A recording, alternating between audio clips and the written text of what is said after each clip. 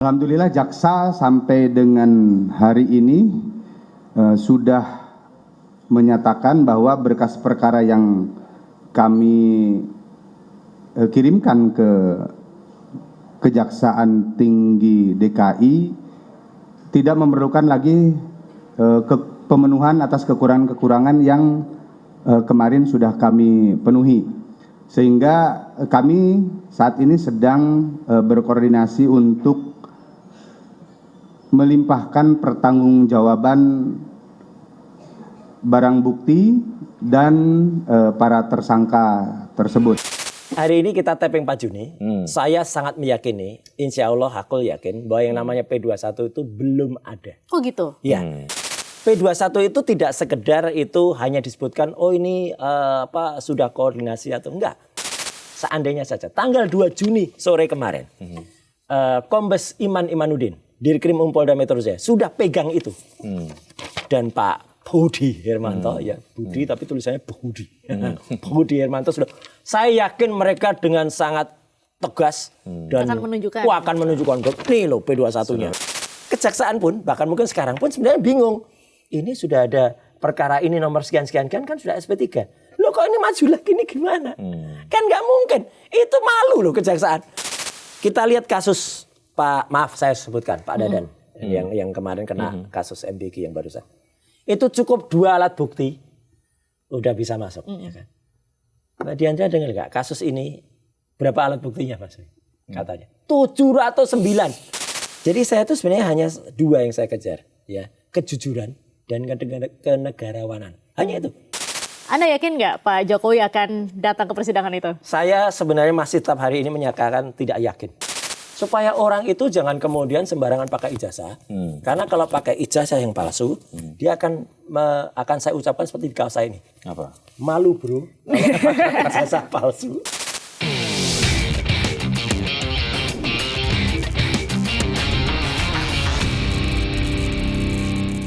Halo pemirsa iNews, kembali lagi di Bikin Terang bersama saya Diandra Mokni dan Wiki Adrian. hari ini kita ngundang siapa nih Mas Wiki ini?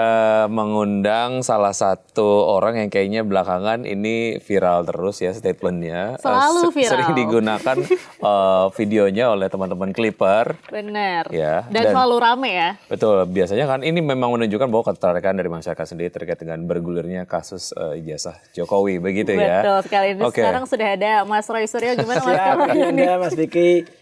Ada yang kurang lengkap tadi, kasus ijazah. Kasus ijazah palsu. Harus pakai palsu. Betul. 99,9% palsu. Itu yang kemudian terus dibuktikan gitu ya. Tapi yang kemudian bergulir informasinya begitu ya. Apakah itu kemudian di media sosial ataupun di media digital lah. Terkait dengan perkembangannya lah gitu. Katanya udah P21. Nah, kabarnya hari itu ini gimana? kita tapping, boleh nyebut tanggalnya nggak? Boleh. Sebutkan 4 Juni ya. Tanggal 4 Juni. 13.45. Ya. Hari ini kita tapping 4 Juni. Saya sangat meyakini, insya Allah aku yakin bahwa yang namanya P21 itu belum ada. Oh gitu? Ya, karena gini, P21 itu tidak sekedar itu hanya disebutkan, oh ini sudah koordinasi atau enggak. P21 itu ada suratnya, kemudian di ujung sini itu ada tulisan P21, ada logo kejaksaan, ada nomornya nomor berapa, kemudian di situ ada perintahnya, kemudian ada jadwal selanjutnya Mas Vicky. Jadwal selanjutnya itu di situ ada pelimpahannya barang bukti kapan, itu perintah dari kejaksaan kepada kepolisian untuk kemudian kepolisian menyiapkan itu. Kalau saja, seandainya saja, tanggal 2 Juni sore kemarin, Kombes Iman Imanuddin, Dirkrim Polda Metro Jaya sudah pegang itu. Dan Pak Budi Hermanto, ya Budi tapi tulisannya Budi. Budi Hermanto sudah.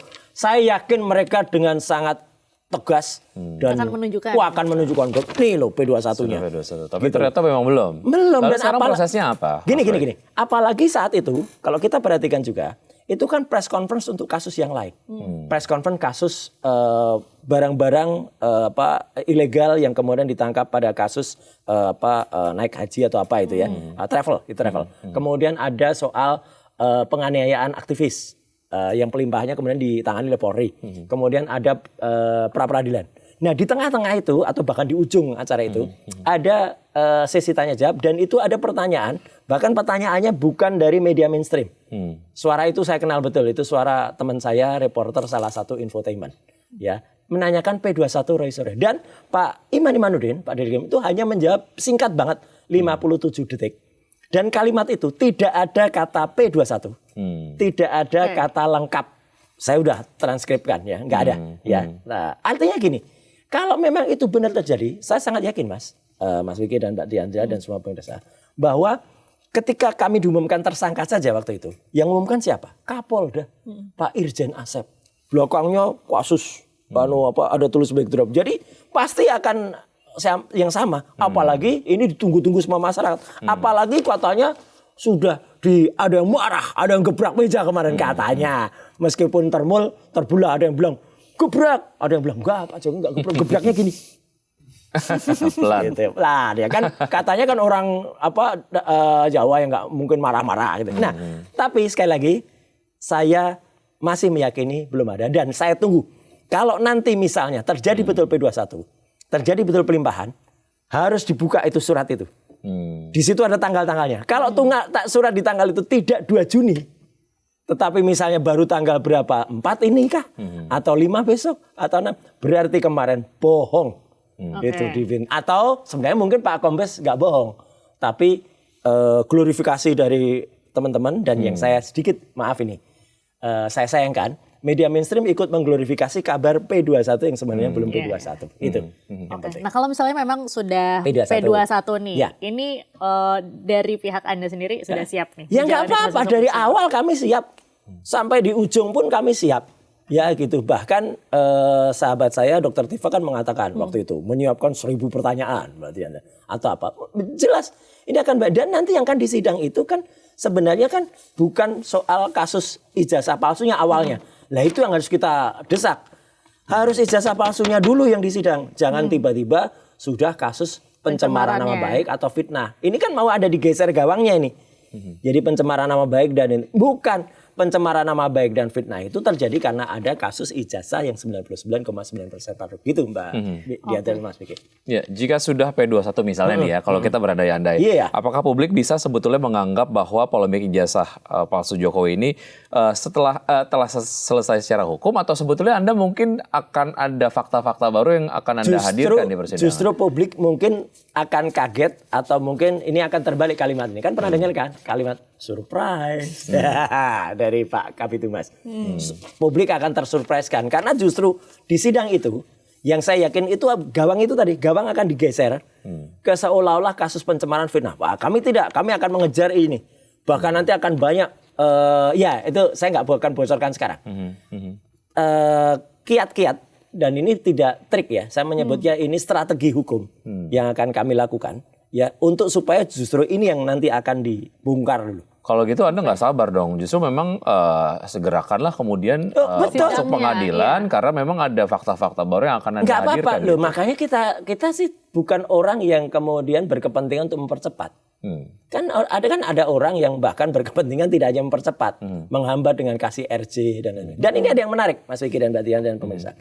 Bahkan seorang pengacara yang terkenal Termul juga dan dia punya organisasi dulu namanya Termul, sekarang udah ganti organisasinya. Itu pun mengatakan ini sebenarnya nggak bisa disidangkan.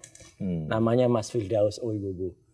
Dia sendiri barusan kemarin podcast dengan saya, kaget saya ketika melihat sikapnya pun sudah berubah. Semenjak si Dr. Resmond Hasiolan Sianpar nah, gitu. Itu di SP3 itu ngomongnya harus gitu ya, harus gitu. Karena nya juga palsu ya. Itu tidak bisa jalan kasus ini karena itu dalam satu SPK ada 8 nama tersangka. Tiba-tiba dicuplik satu demi satu. Namanya surat SP3, surat perintah penghentian penyidikan. Itu surat penyidikan yang dihentikan, bukan perorangannya. Jadi kalau sudah mungkin DHL dan Egy karena ya dikatakan di bawah 5 tahun, ya karena mereka kenanya pasal 160, itu nggak masuk di situ. Meskipun Egy sebenarnya bisa kena karena dia sudah mengulangi kasus, dia pernah juga di penjara. Tapi Resmond itu yang sebenarnya paling pokok kena pasal 32, 35 ITE. Karena dia dianggap dia merekayasa itu. Nah itu harusnya nggak bisa di RJ. Ketika itu bisa di RJ, kemudian di SP3 Selesailah semua, gugur. Mana ada perkara yang sudah di SP3 RJ kemudian maju lanjut. Ya, nanti kejaksaan pun bahkan mungkin sekarang pun sebenarnya bingung. Ini sudah ada perkara ini nomor sekian kan sudah SP3. Loh kok ini maju lagi ini gimana? Kan nggak mungkin.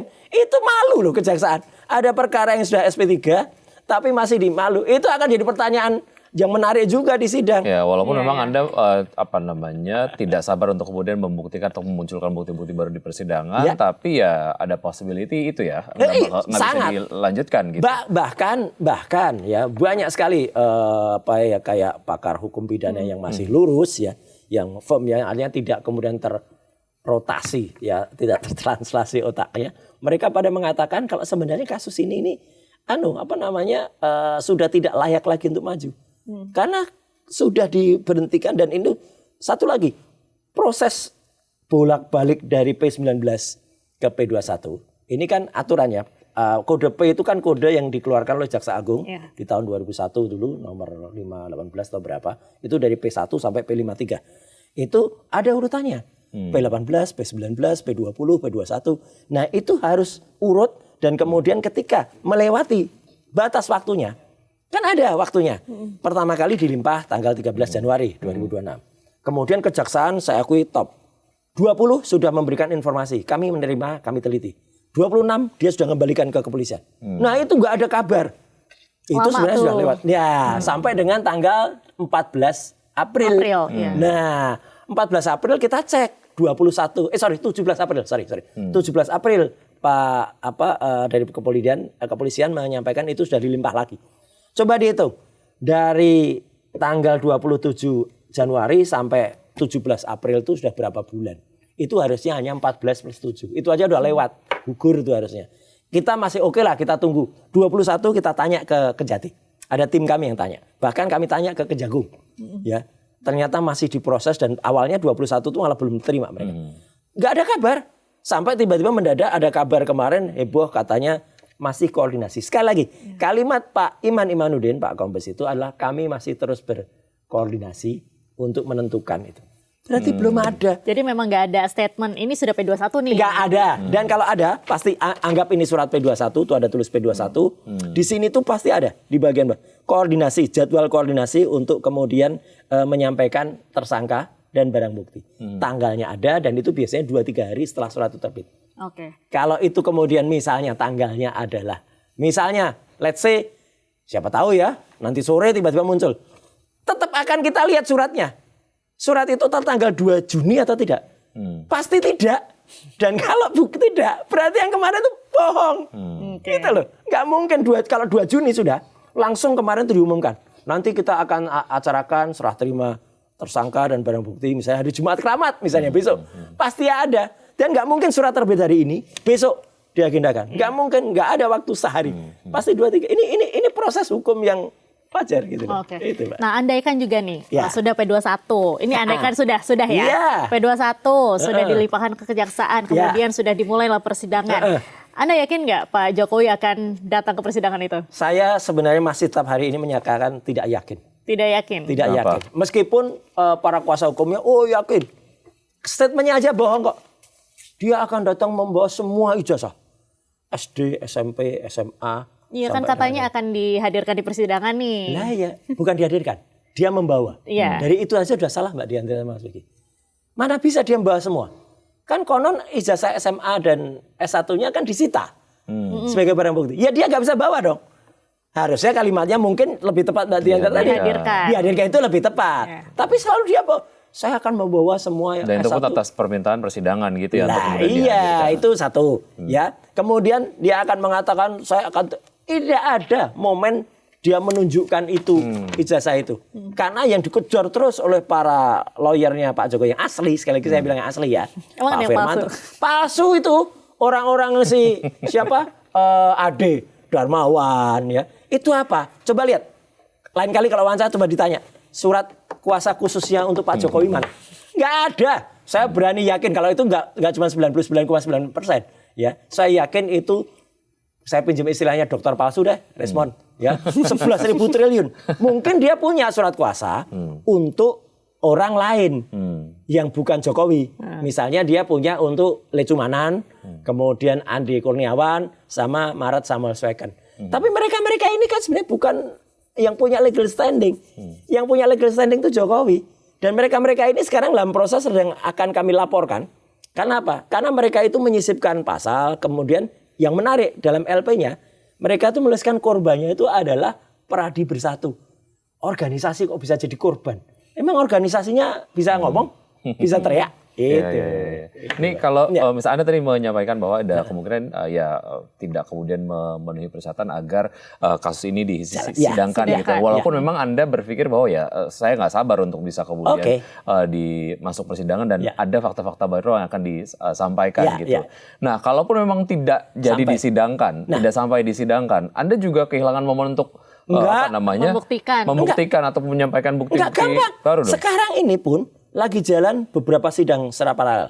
Satu sidang CLS yang ada di Pengadilan Negeri Jakarta Selatan oleh para purnawirawan. Itu objeknya juga Polda Metro Jaya yang dalam memprosesnya tidak proper. 2 kasus yang ada di Pengadilan Negeri Surakarta. Ya, yang diajukan oleh Pak Sigit dan juga oleh lawyernya namanya Mbak Deka. Ada juga banding yang dilakukan oleh Dr. Taufik CLS di Solo. Ada lagi yang sekarang ini kita lagi ngobrol ini, teman-teman saya lagi berjuang di depan Bareskrim. Ya gitu, karena ada memasukkan bukti-bukti baru untuk gugatan dari tim pemburu ijazah palsu TPIP. Ya, ada Pak Rizal Fadila, ada Rustam Effendi, ada Pak Heru dari UI Watch ya. Mereka melaporkan dan ini laporannya masuk meskipun sebagai Dumas ya. Masuk untuk melaporkan Jokowi, kemudian ada orang yang berada di balik ijazah itu ya, think tanknya. Kemudian ada juga melaporkan orang namanya Eko Sulistyo. Masuk laporannya. Jadi artinya banyak forum untuk membuktikan. Dan sekali lagi, kalaupun saya dan Dr. Tifa sebagai klaster 2 itu disidangkan, itu bukan nyidangkan ijazah palsu. Itu nyidangkan fitnah dan pencemaran baik. Jauh panggang dari api, bukan itu. Jadi kalau memang masuk persidangan ini tidak akan membuktikan si ijazahnya. Makanya gitu. kami divonis pun, ya apapun vonisnya, ijazah tetap 99,9% palsu kok.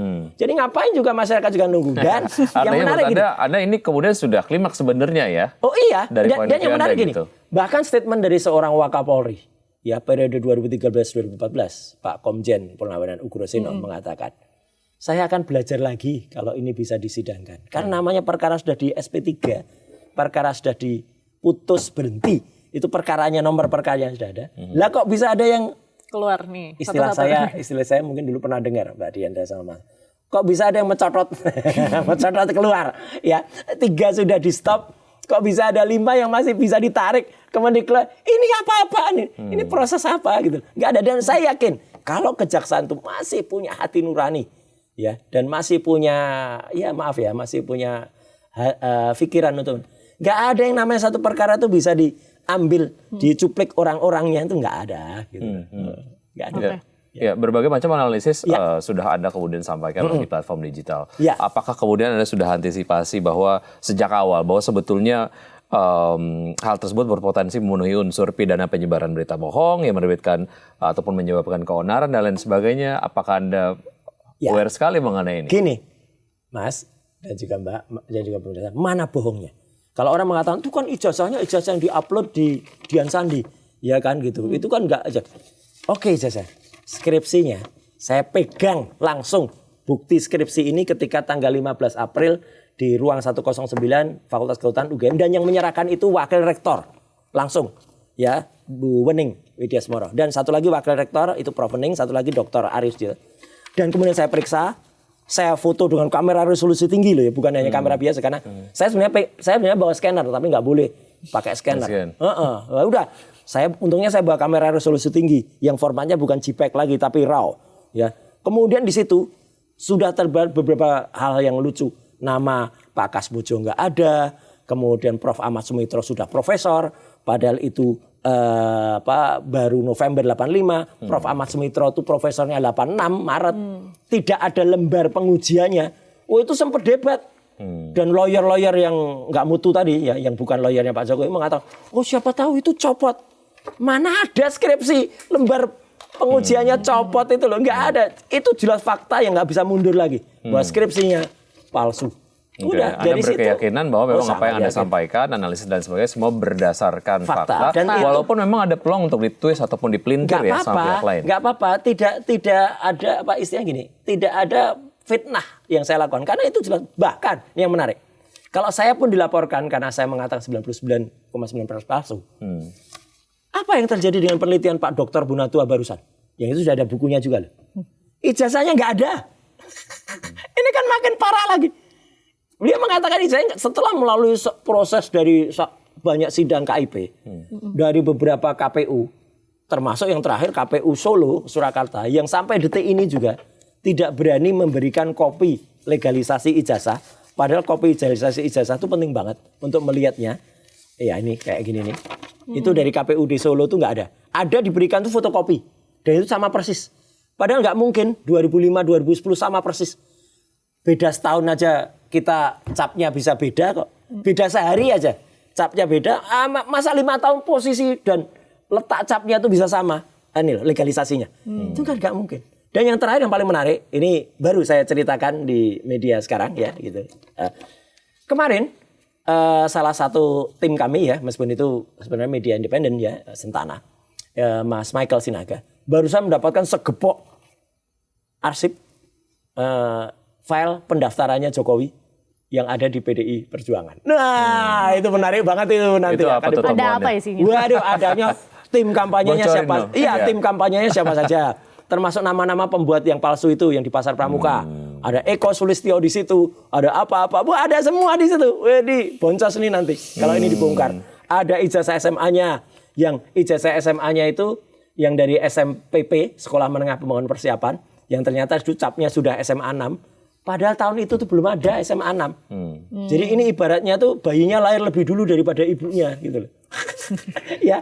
Oke. Foto di ijazahnya gondrong juga. Mana ada foto di ijazah gondrong apa boleh dulu itu? Enggak Bola boleh. panasnya bergulir ke partai pengusung nggak nanti? Enggak. Kita justru berterima kasih. PDI Perjuangan sudah memberikan dan ini mulai waras kalau menurut saya. Karena PDI Perjuangan pun bahkan memberikan statement Pak Jarod kemarin. Ya kan? Jadi Jokowi kan mau keliling Indonesia. Sekalian tunjukin ijazahnya dong. Sekalian bawa ijazahnya. Bagus. Sekalian bawa, itu top itu. Dan ini sesuai dengan statementnya dulu yang sudah disampaikan oleh ketumnya, Ibu Mega. Ibu Mega kan dulu sudah juga menyampaikan. Saya dulu juga sempat menyampaikan ucapan, ya ini waras. Bu Mega, Pak JK beberapa waktu yang lalu, udahlah. Jadi makanya persoalan ini mungkin memang akan panjang. Kalaupun nggak ada sidang, ya sidang saya, fitnah penjara. Tapi sidang ijazah Jokowi, jangan khawatir. Tetap akan kita kejar. Sampai itu memang benar-benar terbukti palsu atau memang nggak ada ijazah. Kalau memang sudah sampai persidangan nih, Bang Roy. Ya. Anda kan juga melihat saat ini banyak sekali cacat formil atau kelemahan prosedural ya. Apakah ini akan menjadi poin utama yang akan Anda sampaikan di SMC nanti? Jelas. Sebelum ke material, ya, saya bukan orang hukum ya, tapi saya banyak diberitahu dan saya banyak belajar. Formilnya dulu dicek. Dari awal formilnya saja sudah salah. Kesesuaian dari tahapannya semua. Betul. Mulai dari misalnya ketika kami dilaporkan, statement Jokowi waktu itu mengatakan, saya tidak melaporkan orang, saya melaporkan peristiwa. Itu aja bohong. Karena LP-nya di situ ada 6 nama. Egy Sujana, ya, kemudian Roy Suryo, kemudian Resmond, kemudian Tifa, Bu Kurnia, ya, Dr. Tifa, Bu Kurnia, sama Rizal Fadilah. Memang kemudian kenapa Pak Damai Hairul Lubis itu kemudian kemarin RJ satu-satunya dari 3 orang yang mengajukan RJ dan kemudian bisa lolos. Kalau saya setuju sebenarnya Pak Damai Hairul Lubis. Karena Pak Damai Hairul Lubis nggak dilaporkan, kok bisa tersangka. Tapi tiba-tiba kan tersangkanya tambah jadi 8, tambah Pak DHL, kemudian tambah yang lain. Nah ini dari 6 ini semuanya itu Mbak dan Mas itu pada satu LP yang sama, satu tempus dan lokus yang sama. Jadi tempus dan lokusnya itu adalah tanggal 26 Maret tahun 2025 dan dikoreksi. Nah ini koreksi pun sudah salah, itu format catat formil. Nggak boleh, harusnya itu nebis in idem. Nggak boleh ada sesuatu yang baru kemudian dimasukkan untuk berbeda. Dikoreksi tanggal 22 Januari. Nah ini lagi, ini bayi yang lahir sebelum ibunya. Peristiwanya tuh belum ada tanggal 26 Maret atau 22 Januari. Dari situ saja udah cacat. Saya nggak ada di situ.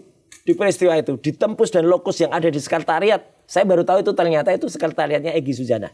Lah saya nggak datang di situ. Kok bisa saya diduduk ikut di situ? Dan kalau mereka kemudian mengatakan, oh enggak, itu peristiwanya ada di TV mana? Wait, peristiwa di TV itu nggak bisa langsung begitu saja. Itu harus melibatkan Dewan Pers. Karena Undang-Undang Pokok Pers nomor 40 tahun 99. Itu mengharuskan keterlibatan dulu kalau ada orang yang keberatan dengan isi siaran misalnya. Dan itu harus ada kemudian lokus dan tempusnya harus sama. TV-nya misalnya ada di iNews, sebut saja lah gitu ya, di Rakyat Bersuara. Ya. Kan tidak sama posisinya dengan ketika misalnya peristiwanya terjadi itu di tempat sekretariatnya di Egy Sujana. Kan lain itu di Tanah Abang. Ya ini di Kebon Sirih. Jadi di situ saja sudah meleset. Tempus dan lokusnya nggak sama, tanggalnya juga beda. Rakyat Bersuara itu Selasa jam 7 sampai apa? Nggak harus apa. Karena ya. sering. Tiap minggu soalnya. Ya, acaranya Mbak Diandra ya interupsi Kamis. Apal kita gantian ya gitu. Okay. Ya itu jadi ada juga. Misalnya nih Bang Roy, kalaupun memang sidang nih ya, dari kejaksaan meminta untuk kemudian ijazah asli dihadirkan gitu. Ya. Nah, bagus. Bagaimana Anda sebetulnya mungkin melihat ini dan akankah Anda dapat mematahkan bukti otentik ini? Sangat. Andai kata dihadirkan. Samakah ijazah yang dihadirkan itu dengan yang sudah terlanjur dihadirkan? Tanggal 15 Desember saat gelar perkara khusus. Karena pada saat gelar perkara khusus waktu itu. Saat di Bareskrim. Saat di Bareskrim. Ya. Bukan, Polda Metro. Oh pas Polda Metro kemarin. Yang di Bareskrim itu cuma ditampilkan di belakang dan itu bukan ijazah asli. Itu kan kemudian kita melihat. Itu saya langsung mengatakan palsu. Karena fotonya itu sangat kontras. Untuk sebuah foto yang usianya lebih dari 40 tahun. Anggap saja ini foto tahun 85. Enggak sekontras itu. Lebih kontras dari ini loh. Foto itu. Kontras banget hitam putih. Saya mohon maaf Mas Vicky dan Mbak Dria. Saya semenjak SMP itu sudah jadi tukang potret. Tukang cetak malah. Jarang banget ada orang SMP itu yang sudah pegang enlarger, kemudian fixer, developer. Dan saya main-main di kamar gelap. Kita bisa bedain kok foto itu dicetak tahun berapa sampai tahun berapa. Nah itu kelihatan banget. Dan bahkan itu berusaha ditampilkan yang namanya watermark. Harusnya watermark itu tipis. Itu kayak dicetak baru gitu. Emboss juga. Meskipun saya yakin tuh embossnya itu bukan emboss asli. Karena emboss yang asli itu adalah emboss yang cap itu. Ada tembus gitu. Tembusannya. Sayangnya kita nggak bisa meriksa. Karena megang aja nggak boleh waktu itu. Tapi kan lucunya ada tuh. Maaf ini. Ada lawyer cewek yang bilang, saya bisa itu. Merasakan yang namanya embus. Teksturnya. Iya, enggak, dia bilang embus. Padahal ini tertutup plastik. Dan dia bilang bisa merasakan. Coba Mas, ijazahnya itu kan agak lebih gede dari sini juga kan? Nggak asli. Jarinya seseorang, kalaupun ini mentok, dia katanya bisa jarinya panjang. Wah, makanya saya bilang tuh jarinya mak lampir. Itu aja sudah boncos. Terus orang yang sama, ini lucu lagi, udah saya download kemarin rekamannya. Dia bilang, kalau OP21 saya sudah lihat kok. 2-3 minggu yang lalu saya sudah baca itu. Ya ini orangnya loh. Orangnya. Saya sudah baca itu di kantor polisi. Saya masuk, kemudian saya ada tumpukan berkas gitu. Dia bilang gitu. Tumpukan itu saya ambil, saya baca. Ternyata P21.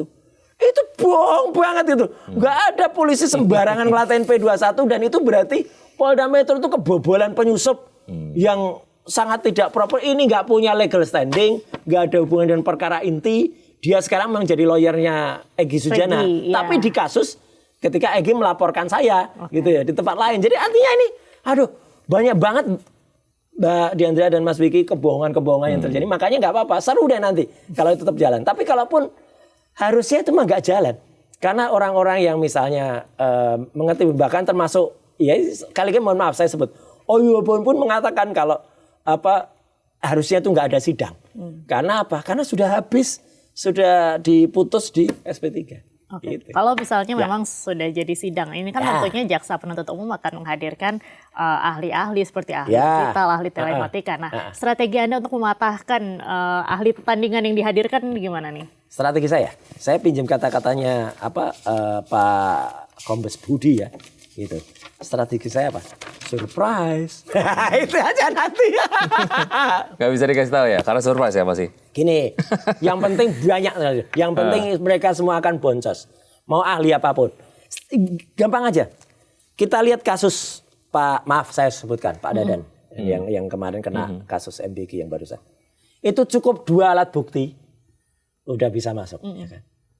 Mbak Diandra dengar nggak kasus ini berapa alat buktinya Mas? Katanya 709. Mana ada kasus dengan alat bukti sebanyak itu dengan yang katanya sudah P21 padahal juga belum. Ya, itu melibatkan alat bukti. Itu alat bukti atau disita untuk disembunyikan. Karena yang disita itu harusnya alat bukti itu yang terkait langsung dengan bukti kejahatan. Misalnya ada perampokan. Yang disita itu apa? Obeng, tang, alas, gemboknya. Itu. Bukan kemudian gembok lain milik tetangga, alat las milik bengkel sebelah. Ini kan gitu. Itu 79 itu yang disita itu skripsi-skripsi temannya Jokowi katanya gitu. Harian KR. Yang sebenarnya justru di harian KR itu ada clue di mana kabar tanggal 18 Juli tahun 81 itu bohong. Karena apa? 18 Juli, kebetulan saya ingat betul tanggal itu. Itu ulang tahun saya 18 Juli saya. Kebetulan. Tahun 81 yang katanya itu ada koran Kedaulatan Rakyat, KR, yang memuat itu. Itu kan harusnya nggak ada namanya Jokowi. Tapi itu dicetak ulang. Gitu. Dimasukkan namanya. Saya berani yakin itu apa? Karena mereka nggak ngerti. Harian KR itu ada 2 penanggalan. Tanggal Masehi 18 Juli 81 dan tanggal Jawa. Tanggal Jawanya itu bulan puasa. Itu nulis bulannya puasa. Padahal lafal untuk Jawa puasa itu nulisnya pasa, poso. Nah itu salah. Orang yang mereka rasa nggak ngerti. Tapi itu disita. Jadi supaya kita nggak bisa bandingin itu. Jadi alat bukti yang banyak, barang bukti ya bukan alat bukti. Barang bukti yang banyak sekali itu nggak ada hubungan. 505 barang buktinya dari UGM. Itu dari skripsi. Kan kasihan sekarang anak-anak sekarang. Mau belajar skripsi kehutanan. Coba mereka kan pengen jadi seorang teknologi kayu. Kayak Jokowi kan nggak bisa, nggak ada contohnya. Padahal namanya teknologi kayu itu jurusannya juga nggak ada. Itu nggak bisa belajar. Skripsi. Buat apa skripsi itu disita Mas? Nggak bisa dijadikan contoh gitu makanya harusnya barang bukti itu barang yang terkait dengan kejahatan gitu loh. Misalnya Pak Dadan, misalnya ya ini bener apa enggak ya. Katanya ada transfer 2 triliun ke siapa. Nah yang sekarang lagi heboh. Kejar itu bukti transfer 2 triliun itu ke sosok tertentu itu. Misalnya kayak gitu. Itu. Jika sudah disidang, selain kemudian Anda memperjuangkan vonis bebas, apakah ada target substansial lain yang sebetulnya Anda juga akan kejar nih lewat persidangan? Enggak. Saya gini Mas Vicky dan Mbak Dian dan pemirsa semua. Jadi saya tuh sebenarnya hanya 2 yang saya kejar. Ya, kejujuran dan kenegarawanan. Hanya itu. Orang tuh jujur aja. Kalau memang iya, katakan iya. Kalau memang tidak punya ijazah seperti apa yang dikatakan oleh orang penting di Solo. Saya bilang nih, orangnya sebenarnya sudah mau bicara tapi dalam waktu dekat. Saya nggak ikut-ikut Pak Budi ya dalam waktu dekat. Tapi orang ini akan bicara dalam waktu dekat bahwa dia pernah menasihati Jokowi waktu itu ketika maju. Wes to. Ini saya pakai bahasa asli. Wes to, nek ra duwe iki rasah ngaku-ngaku. Sudahlah, kalau nggak punya itu nggak usah mengaku-ngaku. Artinya orang kalau nggak punya ijazah tapi dia bilang, kurang anu gitu. Karena apa? Karena sebenarnya kalau memang dia nggak punya ijazah S1 UGM, ya nggak usah ngaku. Kita lebih menghormati kok Ibu Mega misalnya. Bu Mega itu pernah kuliah di Unpad loh, tapi tidak selesai. Tapi beliau ya sudah pakai aja ijazah SMA. Pak Harto, ya mungkin Mbak Dian belum lahir waktu Pak Harto. Itu presiden kita dulu. Kita ikut menurunkan Pak Harto. Ya. Udah lahir saya. Udah lahir. Tapi masih kecil ya. Ya. Nah itu beliau tidak masalah. Beliau itu hanya sampai kelas 4 SR, sekolah rakyat. Kalau Bung Karno jelas Technische Hochschule di Bandung, ya ITB. Pak Hatta jelas bahkan ijazahnya, replikanya masih ada di Erasmus Museum di Rotterdam, masih ada. Demikian juga presiden-presiden yang lain sampai Gus Dur di Kairo, Pak SBY lebih jelas lagi itu profesor dari IPB, ya termasuk juga Pak Habibie, Dr. Ing. Itu dokter asli itu, Ing asli itu Jerman, bukan Eng yang sudah jadi zombie itu bukan ya. Ing, gitu. Nah, jadi clear itu sebenarnya. Oke. Jaksa kan juga kalau misalnya dalam persidangan begitu, ini kan dia akan membuktikan nih berandai-andai. Berandai-andai juga berandai-andai. Masih jauh panggang dari apa ya. Berandai-andai dulu kita, Mas Roy. Jaksa kan tentu akan membuktikan nih bahwa Anda memiliki mens rea atau niat jahatnya untuk menjatuhkan kehormatan seseorang dalam kasus ini. Gimana nih, Anda kan dalam kasus ini Anda ingin membuktikan ini untuk penelitian, untuk etika ilmiah, begitu. Gimana nih Anda membuktikan hal ini? Oke, ingat nggak apa yang dilakukan oleh peneliti seperti Mas Hari Azhar dan juga Mbak Fathia waktu itu? Sepanjang untuk kepentingan publik yang lebih besar, clear. Dan itu terbukti juga. Ya, KIP, Komisi Informasi Pusat dan Komisi Informasi Publik sesuai dengan Undang-Undang Nomor 14 Tahun 2008, khususnya di pasal 17 dan 18A. Itu mengatakan kalau itu untuk kepentingan publik sebenarnya nggak ada masalah, itu dibuka. Memang saya melakukannya waktu itu tidak melalui KIP dulu, tapi langsung. Tapi kan ujungnya memang untuk kepentingan publik. Nah itu akan kita buktikan. Nggak ada yang namanya downgrade seseorang. Wong aslinya sudah down kok dia. Ngapain di downgrade? Ya, nggak ada mencemarkan nama baik. Ya, emang namanya baik. Nggak ada. Ya, gitu. Jadi artinya apa? Kita nggak akan mencemarkan apalagi fitnah. Jelas-jelas ijazahnya apalagi itu yang diupload oleh Dian Sandi waktu itu. Dan ini penting. Orang-orang kemarin bikin bukti palsu. Roy Suryo yang mengupload pertama kali tahun 2020. Itu bohong besar kalau dikatakan saya mengupload pertama kali tahun 2020. Karena mereka merekayasa sebuah akun Twitter yang kemudian akun itu diubah tanggalnya dan kemudian dibuat seolah-olah tahun 2020. Padahal tidak ada, ya gitu.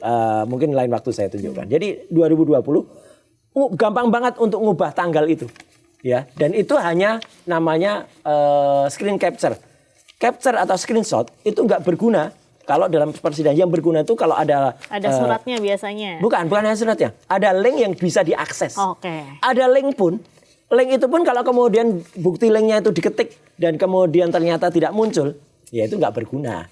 Ya, jadi itu sesuai dengan Undang-Undang ITE pasal 5 ayat 1.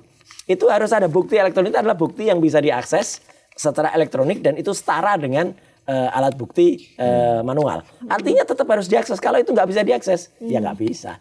Jadi makanya saya senyum-senyum saja ya kalau kemudian dikatakan nanti Anda punya mensrea, nggak ada. Yang punya mensrea itu Panji. nama show-nya namanya mensrea. Oke. Masih berandai-andai ini. Masih berandai-andai ya. Mas Roy, misalnya dalam proses persidangan sudah berlangsung gitu misalnya dengan tahap yang kemudian sudah menuju ujung putusan lah. Kalau majelis hakim kemudian menyampaikan analisis Anda kemudian salah, menyatakan Anda bersalah, bagaimana Anda melihat ini? Apakah akan legowo dan kemudian menerima? Atau Anda masih punya, kayaknya sih masih punya banyak amunisi nih untuk boleh berandai-andai, tapi boleh juga kita juga punya prediksi dan kita juga punya bayangan itu akan terjadi seperti apa. Ini nggak akan terjadi. Ya, kalaupun misal dipaksakan P21, dari P21 aja belum kok, dipaksakan P21, kemudian dipaksakan maju di persidangan, dipaksakan juga vonisnya. Biarkan masyarakat juga menilai kok. Kalau saya sih nggak ada soal, ya mau diapain. Masih banyak cara-cara lain ya untuk kemudian memberikan membuat masyarakat mengerti ya apa kasus ini sebenarnya. Jadi artinya kita nggak akan khawatir ya dengan ini karena yang namanya kasus itu pasti akan juga nanti akan ada yang lain dulu. Kan ini juga pernah dilakukan oleh Bambang Tri dan Gus Nur waktu itu, ya kan? Meskipun waktu itu kalau kita lihat jahat banget loh. Bambang Tri dan Gus Nur itu dipidanakan hanya dengan fotokopi. Jadi hanya dengan menggunakan sebuah fotokopi yang tidak pernah ijazah aslinya dihadirkan. Itu pun kemudian berani dipidanakan. Jahat banget kan? Nah sekarang, kalaupun itu ada ijazah, padahal kan Pak Dr. Bunatua tadi sudah mengatakan ijazahnya nggak pernah ada. Kok bisa juga mempidanakan kan nggak mungkin.